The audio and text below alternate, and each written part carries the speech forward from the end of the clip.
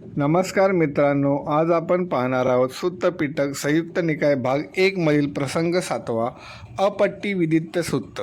त्या देवाने भगवानांच्या समोर ही गाथा म्हटली, ज्यांनी धर्मांना म्हणजेच आर्य सत्यांना जाणले नाही, जे अशा तशा मतात भोकलेले आहेत, झोपलेले असून ते उठत नाहीत, त्याच्या जागृत होण्याची आता वेळ आली आहे. यावर भगवान म्हणाले, ज्यांनी धर्मांना म्हणजेच 4 आर्य सत्यांना पूर्णपणे जाणले आहे, जे अशा तशा मतात पडून भोकलेले नाहीत, ते संबुद्ध आहेत. सर्व काही जाणतात, विषम स्थानात सुद्धा त्यांचे आचरण सम असते. प्रसंग 8वा, सुसमुद्ध सुत्त.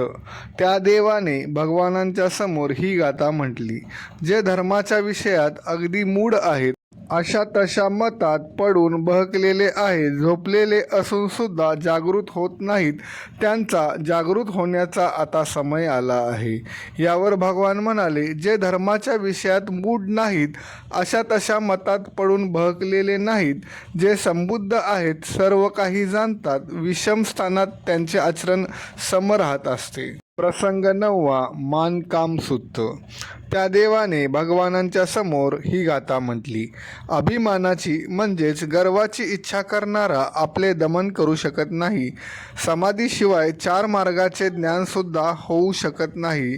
अरण्यात एकटा प्रमादासह विहार करीत असता मृत्यूच्या राजाला पार करू शकत नाही. यावर भगवान म्हणाले, अभिमानाला सोडून चांगल्या प्रकारे समाधीस्थ प्रसन्नचित्त असलेला सर्वता विमुक्त होऊन अरण्यात एकटा सावधपणे विहार करीत असता मृत्यूच्या राजाला पार करून जात असतो. व्हिडिओ जर आवडली असेल तर व्हिडिओला लाईक करा. चॅनेलवर नवीन असाल तर चॅनेलला सबस्क्राईब करा.